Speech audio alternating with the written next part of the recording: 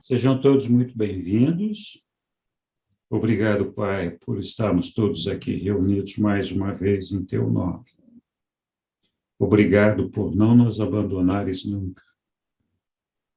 O conforto da Tua presença nos ajuda a seguir adiante, sempre buscando ser como Ti e Te alcançar no paraíso.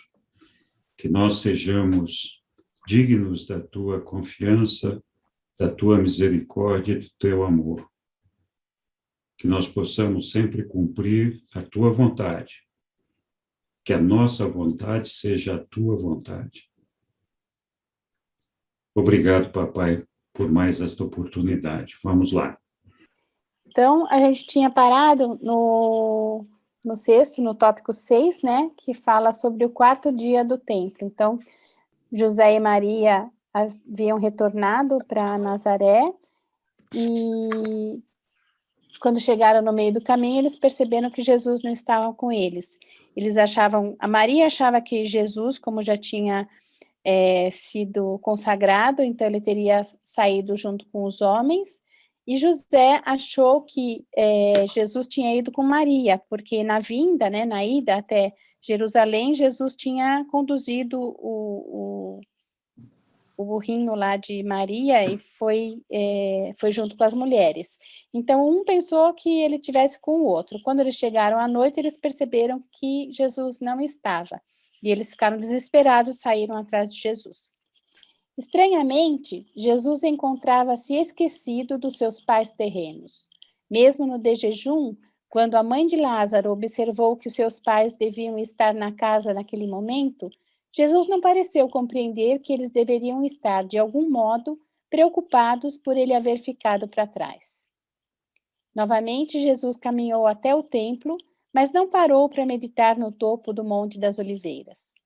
Durante as discussões da manhã, grande parte do tempo foi devotada à lei e aos profetas. E os instrutores ficaram espantados por Jesus estar tão familiarizado com as Escrituras, tanto em hebreu quanto em grego. Todavia, estavam mais estupefatos com a sua pouca idade do que com os seus conhecimentos da verdade.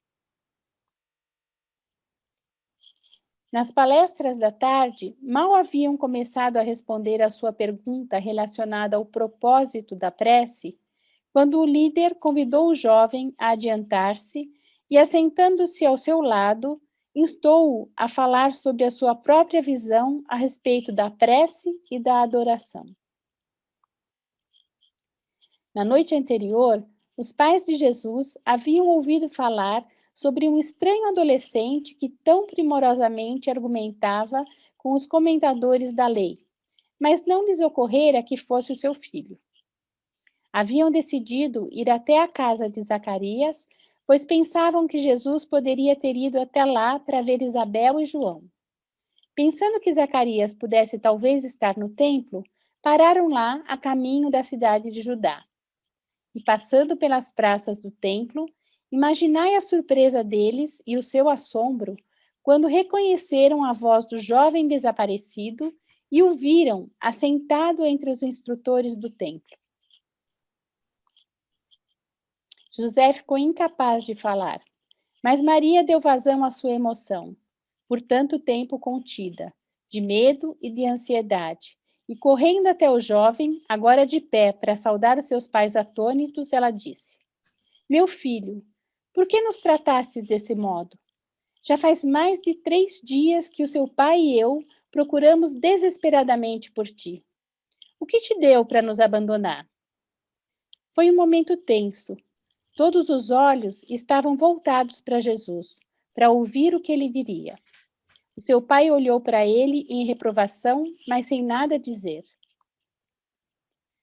Deve ser lembrado que era de se esperar que Jesus fosse como um jovem crescido. Ele havia acabado a escola regular de um menino, havia sido reconhecido como um filho da lei e recebera a consagração como cidadão de Israel. E ainda assim, a sua mãe, mais do que levemente, o repreendia perante todo o povo reunido, bem no meio do esforço mais sério e sublime da sua jovem vida. conduzindo a um fim inglório, assim, uma das maiores oportunidades que jamais lhe seriam concedidas para atuar como um instrutor da verdade, um pregador da retidão, um revelador do caráter amoroso do seu Pai no céu. Mas o jovem mostrou estar à altura da circunstância.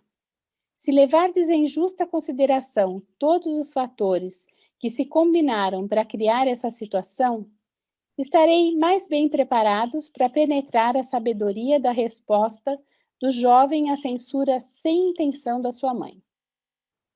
Depois de pensar por um momento, Jesus respondeu à sua mãe dizendo: Por que me procuraste por tanto tempo? Não devias esperar encontrar-me na casa do meu pai, já que é chegado o momento em que devo cuidar dos assuntos do meu pai? Todos ficaram surpreendidos com a maneira do jovem falar. Silenciosamente foram se retirando e deixaram-no de pé sozinho com seus pais. Em breve o jovem rapaz aliviou todos os três de um embaraço, dizendo calmamente: Ora, meus pais, ninguém fez nada senão aquilo que supunha ser o melhor. O nosso Pai nos céus determinou essas coisas. Voltemos para casa. E partiram em silêncio, chegando em Jericó para passar a noite. Apenas uma vez eles pararam, e foi no cume do Monte das Oliveiras, quando o jovem levantou o seu bastão para o alto e, agitando o corpo da cabeça aos pés sob a onda de uma intensa emoção, disse: Ó Jerusalém, Jerusalém e seus habitantes, que escravos sois! Subservientes ao jugo romano e vítimas das vossas próprias tradições. Mas eu voltarei para purificar o templo e para libertar o meu povo dessa servidão. Durante os 3 dias de viagem a Nazaré, Jesus pouco falou, e os seus pais pouco disseram na sua presença. Ficaram realmente sem entender a conduta do seu primogênito, mas guardaram nos seus corações o que ele dissera, ainda que não pudessem compreender plenamente o significado daquilo. Ao chegarem em casa, Jesus fez uma breve declaração aos seus pais, assegurando a sua afeição por eles e deixando implícito que não havia nada a temer, pois ele não daria de novo oportunidade para que sofressem ansiedades em consequência da sua conduta. E concluiu essa declaração significativa dizendo: Embora eu deva cumprir a vontade do meu Pai no céu, eu serei também obediente ao meu Pai na terra. Aguardarei a minha hora.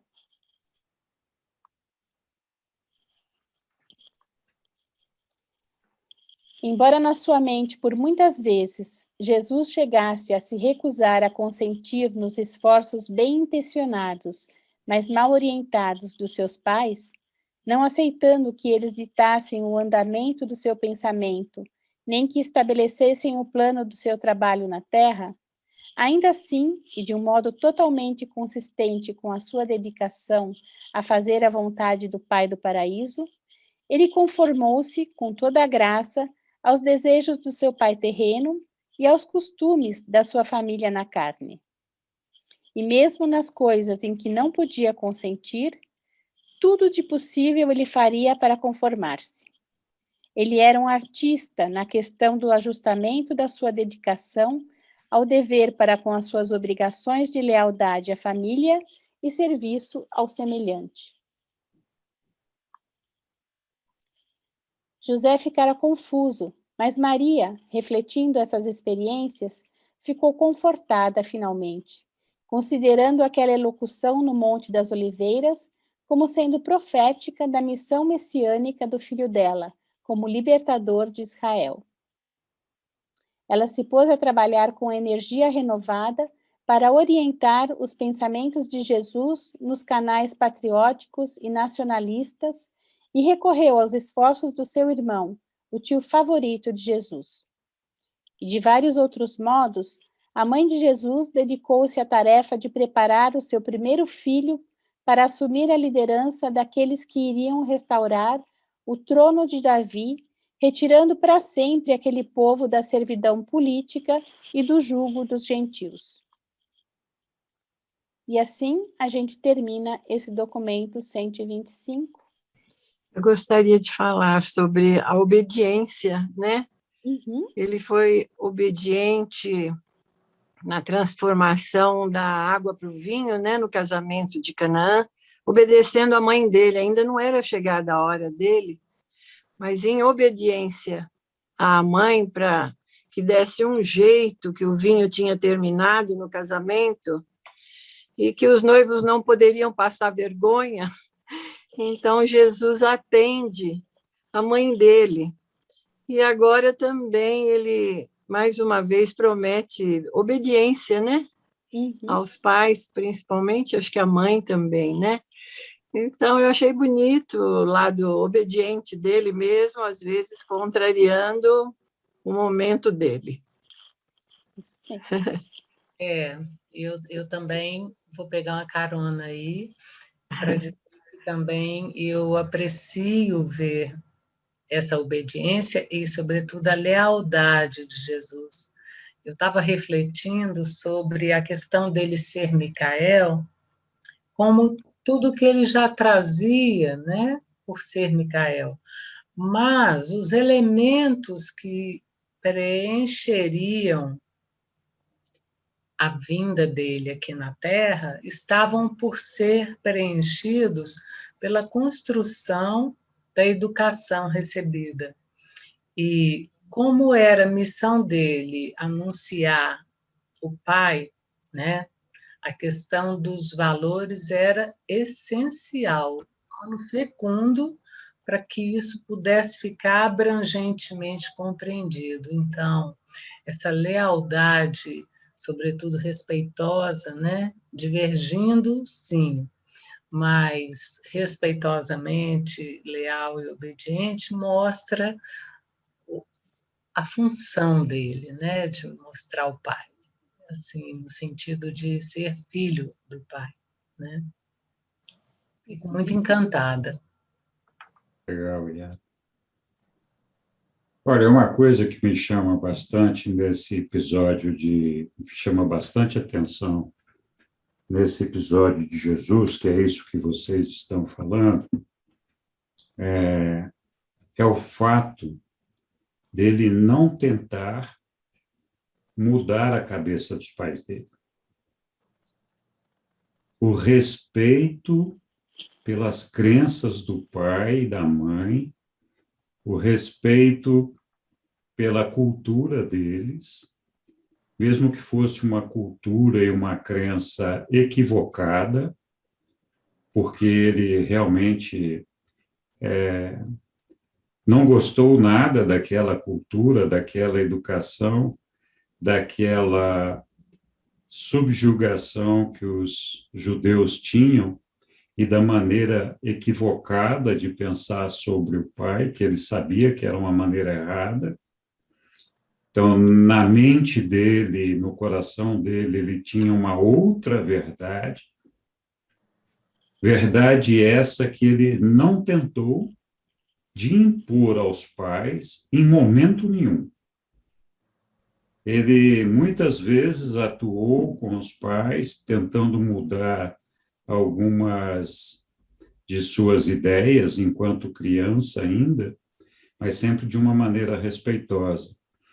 Então, é muito interessante como ele não só se submetia à educação e ao respeito aos pais, mas principalmente com os limites de tolerância que ele tinha com as crenças, não só dos pais, mas do povo judeu. Tá? Então, esse aspecto dessa tolerância, desse respeito por essas crenças, é o que mais me chama a atenção aí em Jesus, nesse caso. E, com certeza, na mente desse jovem rapaz, ele podia vislumbrar o tamanho do desafio que ele tinha pela frente para poder conduzir o trabalho que ele pensava de conduzir, de revelar ao pai dele, né? Então, um moço tão novinho, tendo que enfrentar um desafio desse tipo, né? Porque se ele forçasse a barra com os pais, ou com os amigos, ou com o povo judeu que o cercava, ele provocaria uma ruptura de relacionamentos que dificultaria muito a ele de trazer a mensagem do pai da maneira que ele pensava fazer. Então, forçar a barra e estabelecer um conflito não era uma saída, não era uma solução para que ele pudesse fazer o trabalho dele. Então, eu trago isso para os nossos dias de hoje, na condição de sermos estudantes e propagadores da disseminação da palavra do Pai, no nosso relacionamento com os nossos irmãos, e quanto de respeito e de consideração nós temos que ter com as pessoas que nos cercam e que pensam de uma maneira diferente de nós, para não provocar rupturas que vão nos levar a uma situação de complicar o desenlace, o desenvolvimento de uma possível disseminação dessa revelação e da palavra do nosso Pai, né? Então, eu acho que essa atitude de Jesus de respeito, de misericórdia, de não forçar um conflito com os pais dele, é muito simbólica, muito interessante para o nosso dia a dia, para o nosso cuidado com as pessoas que nos cercam, que não são más, mas muitas vezes, inclusive nós, temos entendimentos e temos crenças que não são compatíveis com aquelas que são a realidade.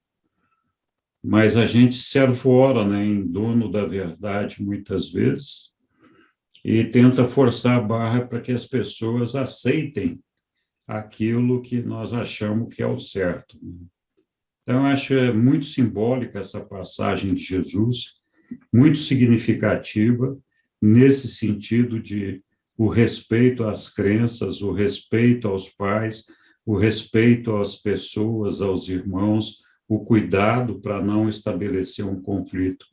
Então, não que ele aceitasse essas coisas, ele não aceitava, mas ele tinha o cuidado de não comprar uma guerra, de não comprar uma briga, que certamente o colocaria fora do campo de batalha para conseguir trazer a ideia do Pai. Porque estabelecer uma briga com os concidadãos judeus significa que ele não seria mais aceito ali, né? Então, essa que é... Então, de que maneira conduzir tudo isso? Muito legal.